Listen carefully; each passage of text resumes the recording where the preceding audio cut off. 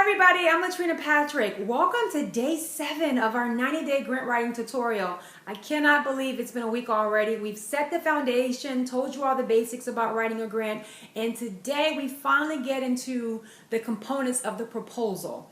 I really want to break down each section of a proposal so that you understand what needs to go into each section.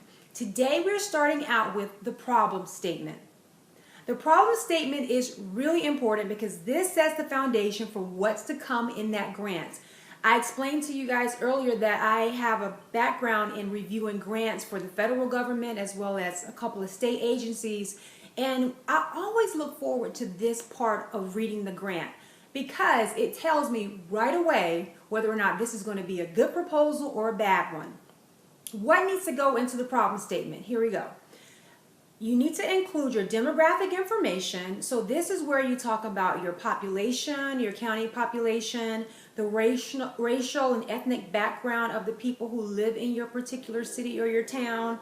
You want to bring in some national, state, and local data that you can compare. So for example, if you're talking about teenage pregnancy, you want to cite teenage pregnancy in your county, but you want to compare it also to the national data and the state data, and then you show the local data. And hopefully, to sell your case, the local is higher or worse than the national, but it doesn't really matter that much, but you still want to be able to show that this is a significant issue in your community. You also want to cite your research from like a needs assessment or a focus group. This is where you're going to kind of break down for the reviewer how you determine that this was an issue in your community. So a lot of times people make the mistake of citing a problem from their perspective. So, from the outside looking in, any person could think that the issue in your community was teen pregnancy, or somebody else may be looking and thinking it's high school graduation rates, or somebody else could be thinking it's about HIV and AIDS numbers on the rise. It depends from different people's perspective, but what you can't argue is the data. So you want to make sure that you do a needs assessment. Don't let that word scare you. It's not necessarily you have to hire these evaluators from UGA or Georgia State or some local university to go out and do this for you. Most of the time in your community, somebody else has already done that work for you. So you can use data that has already been gathered to help with your needs assessment. You can do a localized focus group in a particular population that you're going to be working with. And you want to make sure that you identify that population in the problem statement. So when you're talking about your demographics, you also want to identify your target market. So whoever that is you're working with, and whether your program is going to address a community-wide need, it could be a particular section in your community. If you live in a larger city, you may just narrow that down to one particular community in that city. It's however you define it. Your target population is however you define it, as well as a particular age group. So these are the things that you want to bring out in that problem statement to paint your case, tell your story the best way that you can. One mistake that I've observed as a reviewer that some organizations make is that they try to tell things that have nothing to do with addressing that problem in that problem statement. You want to get in the habit of staying within that particular component of the proposal. You'll get to explain your program and all that stuff later, but in this section, you want to just use this area to state the problem. Don't talk about how your organization has a solution to that problem. That's coming up in the program description. You'll get to do that later. Just focus on the problem, make your case, and just outline the issue as you see it in your community with the data and other research to back you up. So one of the reasons why it's important for you to stay within that section is because when it comes to reviewing the grant, this is a key tip that I can offer you as a reviewer.